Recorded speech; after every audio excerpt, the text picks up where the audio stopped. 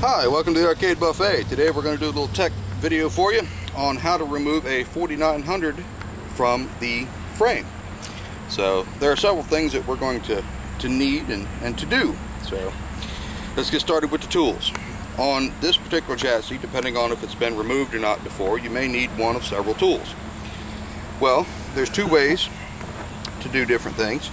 First off, you want to try to get a 1/4-inch nut driver, a screwdriver that has Phillips flat 5/16, 1/4, and number 1 flat and Phillips, just in case you need it.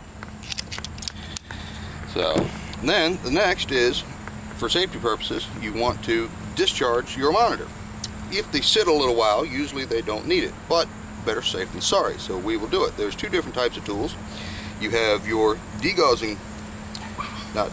discharge tool, and this is an all-in-one tool. It has, so you can read what your high voltage and everything is on the probe. Some do, some don't. This particular one does. And then you've got the old standard way.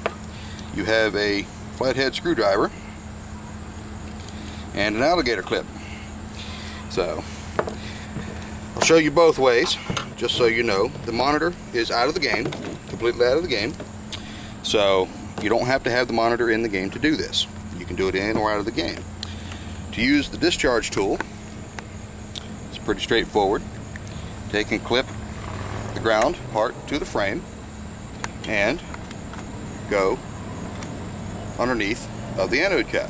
Touch the clip and metal piece underneath and discharge. This monitor has already been discharged, so you will see nothing move. Well, same thing, same concept for your screwdriver and your alligator clip. Same concept. Attach it to the frame and, not holding the metal part of the screwdriver, slip it under and touch the clip and metal part underneath the anode cap. Let it set for a second. Sometimes you'll hear a snap, sometimes you won't. All depends on the monitor type. This one, typically you'll hear a snap because they hold charge. So now, after that's done, there's several things we're going to take off on the monitor chassis. First off, if it's in your game, you want to take apart the power. So do that before you discharge. Usually you can do it after you discharge, doesn't matter, as long as the game is off. Next, we're going to pull off the anode cap. We're going to pull off the degauss connector, and we're going to pull off the yoke connector. It's hard to see down there, I know. My finger's right on the yoke connector. And then, to remove the chassis from the frame, you have two screws. You have one screw here, and same on the other side. So, it's hard to see under this one, but it's underneath of here. Underneath there. So, no problem, no worries.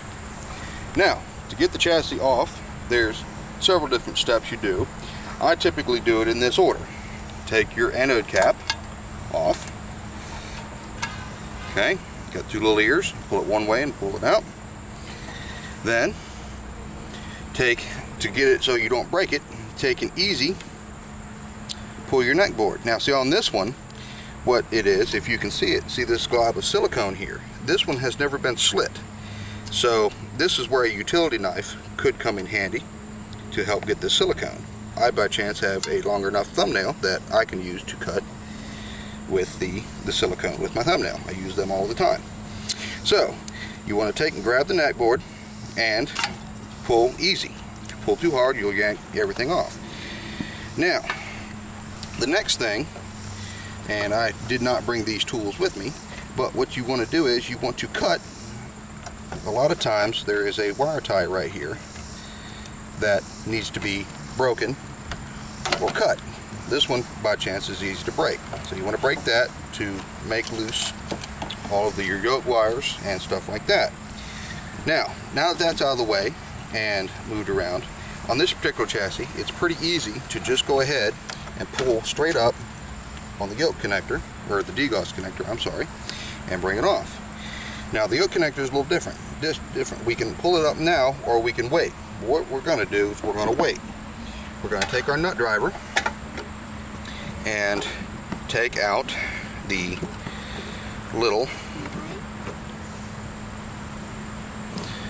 screw on the chassis. We're going to do that on both sides. Okay, set it off to the side. Same thing on this side.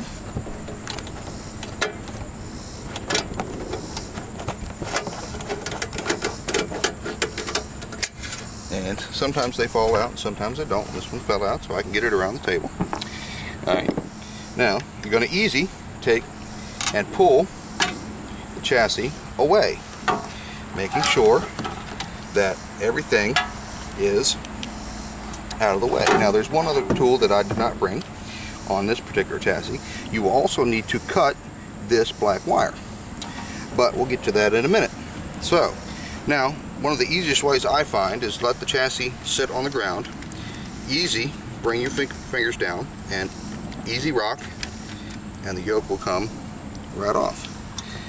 Alright, now I will be right back with a pair of snippers and I will show you the final to this tutorial.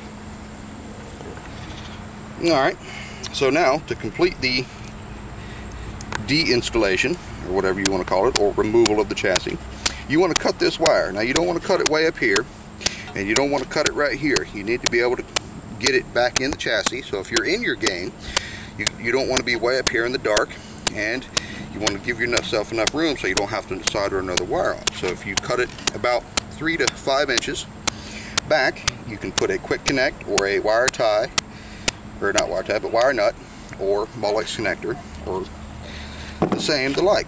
So here it is. Here is your chassis, and it is ready to be worked on. So this one will be getting a overhaul and put back on this tube. Now installation is the reverse of everything we just did. So it's not hard, it's pretty easy, and good luck. So if you have any questions, tips or tricks, or anything you need to know, leave a comment at the bottom of this video, or visit my site, thearcadebuffet.com, or hit me up at my Gmail, thearcadebuffet@gmail.com. Thanks, and see you soon.